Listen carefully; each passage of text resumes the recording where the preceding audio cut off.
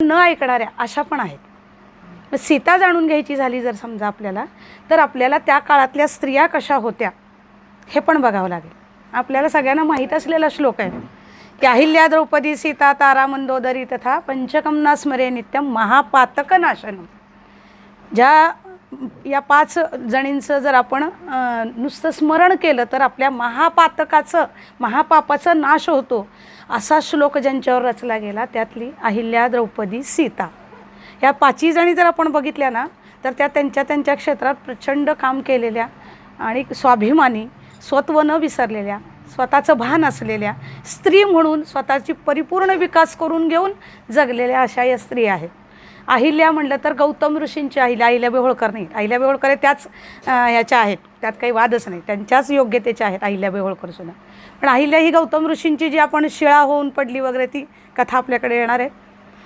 आपल्याकडं आपण रामायण जे ऐकलेलं आहे ते बरंचसं वाल्मिकी रामायण न ऐकता 200 प्रकारची रामायण आहेत। पहिल्यांदा सांगते तुम्हाला 200 रामायणं लिहिलेली आहेत भारतात आणि सगळ्या देशात, परप्रांतात, परदेशात देखील।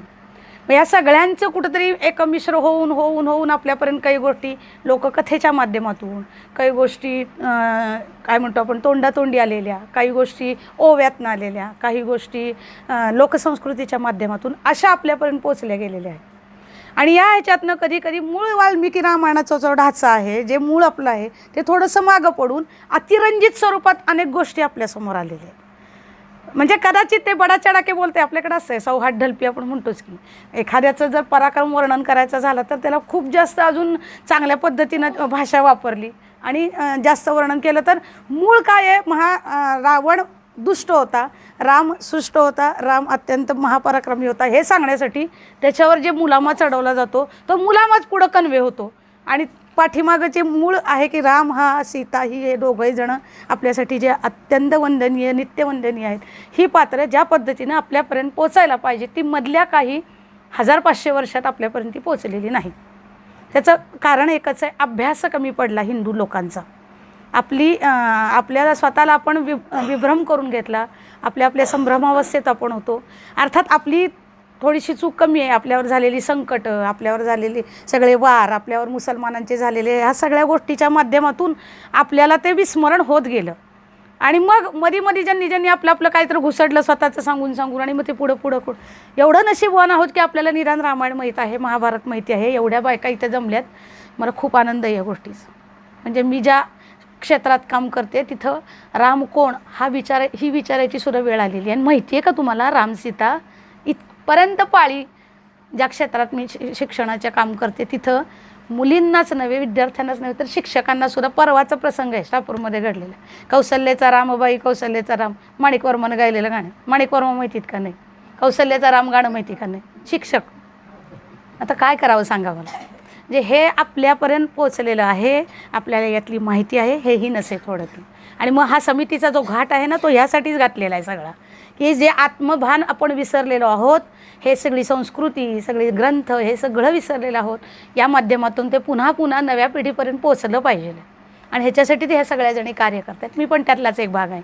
त्यासाठीच हे चाललेलं आहे की आपल्या पुढच्या पिढीला आपण काय देणार, आपल्या मागच्या पिढीनं आपल्याला इथपर्यंत आणून सोडलेलं आहे हाताला धरून, आपण काय देणार पुढच्या पिढीला, रील्स काय देणार, 30 सेकंदाचा रील्स बघितला की संपला विषय। त्याच्यापुढं ऐकायची क्षमता कमी झाली माणसांची, नको वाटतं तासाचं, सव्वा तासाचं, अर्ध्या तासाच्यावर।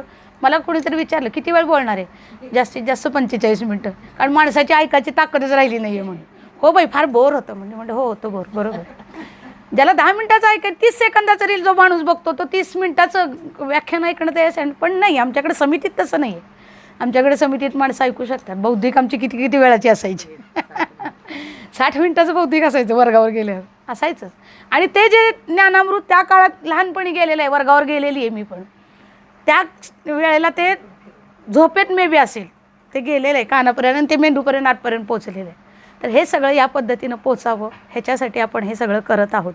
मी तुमच्यातलीच एक आहे, मी काही फार हुशार नाही, माझा काही अभ्यास नाही, थोडं काही जे तोडकं मोडकं मला जे 2-4 पुस्तकाच्या माध्यमातून काही माहिती गोळा केलेली आहे ते मी तुमच्यापर्यंत मांडण्याचा प्रयत्न करते। कदाचित हे थोडीफार 19-20 होऊ शकतं, माहिती कुणाला जास्तीची असू शकते माझ्यापेक्षा, ते असेल तर नंतर त्यांनी मला करेक्ट केलं तरी मला यात घालता येईल, मला तो आनंद असेल की ह्याच्यापेक्षा हे वेगळं आहे, मी असं ऐकलेलं आहे बघ, तर मी तो संदर्भ तपासून बघेन. तर पहिल्यांदा आपल्याला त्या काळातल्या बायकांची सामाजिक स्थिती बघणं हे अत्यंत गरजेचं आहे. जे आपल्याकडे आपल्याला पूर्वीपासून सांगत आलीत की आपल्या बायका शिकल्या नाहीत, शाळेत गेल्या नाहीत, अमकं केलं नाही, तमकं केलं नाही, जणू काही 5,000 वर्षापूर्वी आपले सगळे अंगुठे छाप होते आणि आदिवासीहून वनातच राहत होतो, असं काही आपल्या सगळ्यांच्या डोक्यावर थापलं गेलेलं. तर तसं काही नव्हतं. त्या काळातल्या स्त्रिया अत्यंत सुशिक्षित असून सुसंस्कारित होत्या. सुशिक्षित खूप आहेत, आता सुसंस्कारितपणा कमी झालेला आहे. संस्कार तर होताच, पण वाल्मिकी ऋषींच्या 2 बहिणी आहेत, जया आणि प्रभा नावाच्या, त्यांनी 50 अस्त्रांची निर्मिती केलेली आहे. म्हणजे मेकॅनिकल इंजिनिअरिंगमध्ये त्यांचं काम झालेलं आहे. त्याच्यानंतर त्या काळात स्त्रिया दागिने घालून जलविहारासाठी म्हणजे स्विमिंगसाठी जात होत्या, असं रामायणात वर्णन आहे. संध्याकाळी रोज फिरायला जात होत्या. संगीत, साहित्य, नाट्य, कला ह्या सगळ्या गोष्टींसाठी स्त्रिया जात होत्या. आणि हे सगळं जर जाता आलं नाही तर ती अराजकता निर्माण झालेली आहे त्या राज्यात, त्या क्षेत्रात, त्या भागात, असं समजलं जायचं.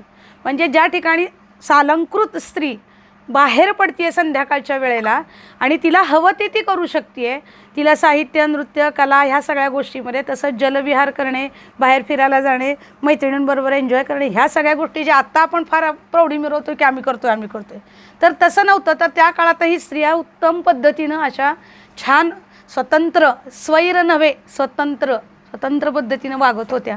ह्याची अनेक उदाहरणं आपल्याला यात दिसतात. त्यातच त्या विश्वामित्रांच्या बहिणीची वर्णन आलेली आहेत की त्या 2 स्त्रियांनी 50 अस्त्रांची निर्मिती केली आणि ती अस्त्र पुढं विश्वामित्रांनी रामप्रभूंना दिलेली आहेत, त्यांना त्याचा करता येईल याच्यासाठी.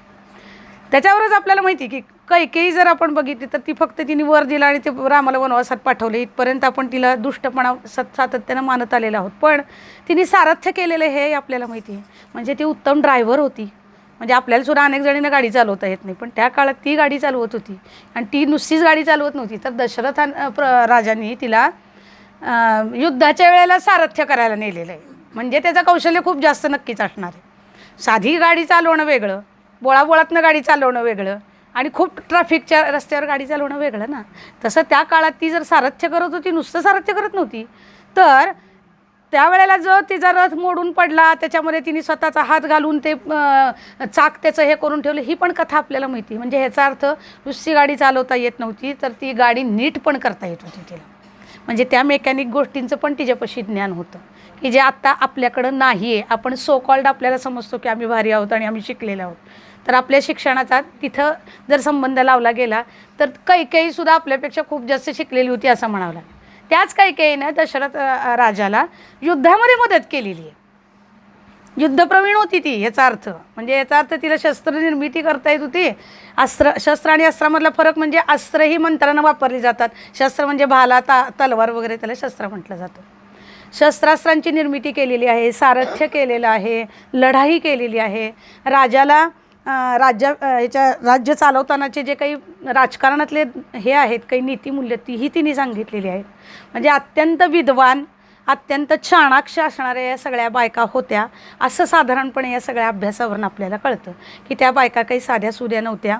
घरात बसणाऱ्या, डोक्यावर पदर घेणाऱ्या, नवऱ्याचं ऐकणाऱ्या, नवऱ्याच्या पाठीमागं तो कसाही म्हटलं तर जाणाऱ्या, असं काही या स्त्रियांची वर्णनं बघितल्यावर काही वाटत नाही. आणि अशा पार्श्वभूमीवर सीतामातेचा जन्म झालेला आहे. ह्याचाच अर्थ सीतामातेलाही ह्या सगळ्या फॅसिलिटीज मिळालेल्या आहेत आणि या सगळ्या गोष्टी तिने केलेल्या आहेत. मग सीतामातेचा जन्म जो आहे तो खूप जास्त असा अद्भुत आहे. बऱ्याच ठिकाणी अद्भुत रामायण नावाचं एक रामायण आहे, गुगलला जर PDF डाउनलोड केली तर मिळेल आणि खरंच वाचा. का तर इतक्या अद्भुत गोष्टी सांगितल्यात की आपल्या बुद्धीच्या आणि तर्काच्या पलीकडच्या गोष्टी आहेत खूप जास्त. म्हणजे फनी जे असतं की नाही असं म्हणून काहीतरी वाचलं तरी चालण्यासारखं. मग त्यात एक कथा आहे अशी की रावण जो होता तो दुष्ट होता, आपल्याला सगळ्यांना माहिती आहे. रावणाच्या लंकेच्या शेजारी जे जंगल होतं त्या जंगलाच्या ठिकाणी काही ऋषीमुनी त्यांची तपश्चर्या करत होते आणि एकदा तो तिथनं चालला होता, सगळ्यांना गोळा केलं, म्हणला इथं थांबायचं नाही, इथनं बाहेर व्हायचं म्हणलं माझ्या जंगलातून. ते म्हणले ठीक आहे जातो आम्ही. ते बिचारे जायला निघाले. ते म्हणले पण तुम्ही इतके दिवस राहिलात त्याचं काय कर बीर देताय का नाही म्हणून, असं रावणानं त्या ऋषीमुनींना सांगितलं. ते म्हणले आम्ही काय देणार तुला हे, आमच्याकडे काही नाही, आम्ही ऋषीमुनी आहोत. नाही म्हणले तुमचं रक्त काढून द्या म्हणलं, आणि सगळ्याचं थोडं थोडं रक्त काढून घेतलं रावणानं आणि ते एका ह्याच्यात भरलं, कलशात भरलं, आणि ते घेऊन तो रात्रीच्या वेळेला आला आणि ते ठेवताना मंदोदरीनं बघितलं. आणि मंदोदरीला वाटले की आपला जे रावण हा दुष्ट आहे, तिला माहिती आहे, काय बायकोला माहिती असतो खऱ्या पद्धतीनं आपला नवरा कसा. त्याला वाटले ह्यानं काहीतरी गडबड केलेली आहे, काय आणलं बघायला जावं म्हणून तिने बघितलं, तर ते काहीतरी द्रवासारखं आहे. रात्रीच्या अंधारात तिला ते नीट दिसलं नाही, ते द्रव पदार्थ काहीतरी आहे म्हणल्यावर तिने ते पिऊन टाकलं. आणि पिल्यानंतर ती अद्भुत रामायण आहे, लक्षात ठेवा हे. हां, अद्भुत रामायण आहे. ते तिने पिलं, मग ती गरोदर राहिली, मग तिला ती घाबरली, हे बाळ आता कुणाच आहे सांगायचं. मग ते बाळ तिने काय केलं, पहारेकऱ्यांकरवी मिथिला नगरीच्या नेऊन त्यांनी तिथं ती पेटीत घालून तिला पुरलं, आणि मग ती जनकाला सापडली, असा एक उल्लेख सापडतो. त्याच्यानंतर एक वेदवती नावाची तपस्विनी होती, आणि ती वेदवती तपस्विनी दिसायला अप्रतिम होती, आणि तिला विष्णुपती मिळावा अशी अपेक्षा होती, म्हणून ती तपश्चर्या करत होती. आणि ती तपश्चर्या करत असताना रावण तिथनं चालला असताना त्याला तिची भुरळ पडली, आणि तिची भुरळ पडल्यानंतर तो तिच्या मागं लागला. पण ती इतकी तपश्चर्या तिची प्रखर होती की तो तिच्या जवळ आला की अग्नी हे व्हायचा. आणि मग तिने तिला सांगितलं, तुम्हाला जर हात लावला तर मी जाळून घेईन स्वतःला. म्हणून तपश्चर्यानं, योगाच्या मार्गानं तिने स्वतःला जाळलं, आणि जाताना तिने त्याला शाप दिला की पुढच्या जन्मी तुझ्या मृत्यूचं कारण मी बनेन म्हणून. आणि मग ती जन्माला आली, अशी एक कथा आहे. त्याच्यानंतर अजून रंभा जी आहे आपली, नलकुबेरांनी रंभेच्यासाठी रावणाला शाप दिला की कोणत्याही स्त्रीपाशी जर तू गेलास, तिच्या मनाविरुद्ध जर तिला स्पर्श केलास तर तुझ्या डोक्याची 100 शकलं होऊन खाली पडतील.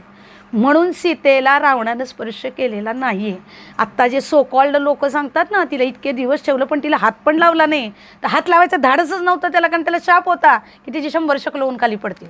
आणि सीतेचं पातिव्रत्य इतकं प्रखर होतं की अग्नी प्रदीप्त होत होता तिच्या आजूबाजूला. त्यामुळं रावणाला ते कळलं नाही, आणि रावणाला ते शक्यही झालं नाही. अशी ही सीता मे बी ह्या कोणत्याही गोष्टीनं ती जन्माला आली. एक लक्षात घ्या, ती लक्ष्मीचा अवतार आहे.